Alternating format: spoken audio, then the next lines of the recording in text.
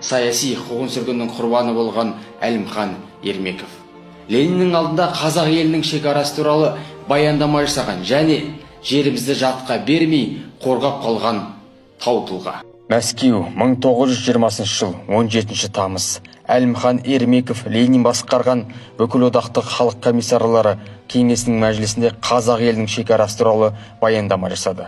Онда қазақ автономиясына қандай жерлер кіруі тиіс екендігіне ғылыми негізде дәлелдеп, 5 миллион қазақ ұлты тұрып жатқан 3.467.922 шаршы шақырым жерді заңдастырып, бекітіп беруді сұрады. Республиканың шекараларына қатысты өткір пікір таластар барысында бұдан бұрын Ресей құрамында болған бір қатар маңызды территорияларды Қазақстанға қайтару мүмкін болды.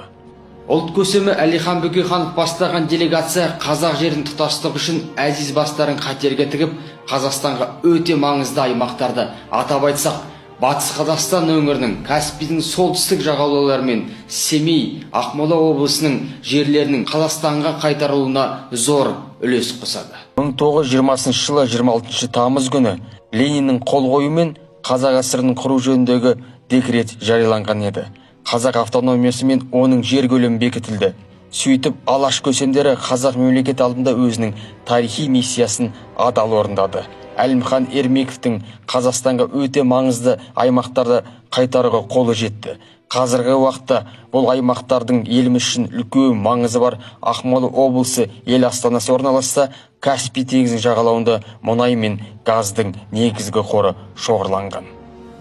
Алаш арысы Қарағанды облысы Ақтоғай ауданында дүниеге келген. 1905 жылы Қарқаралы қаласында 3 кластық училищені, 1912 жылы Семей ерлер гимназиясын 6 медальмен бітіріп, Томск технологиялық институтын Тау-Кен факультетін оқуға түскен тұңғыш қазақ студенті болды. Жасындай жарқылдаған Әбеудің ұлы 26 жасында алаш қозғалысының жетекшілерінің біріне айналды. Әлімхан Ермеков алаш арыстары сияқты жазықсыз қуғын-сүргін көріп, бірнеше рет тұтқындалып, өмірінің 18 жылын темір тордың ар жағында өткізді.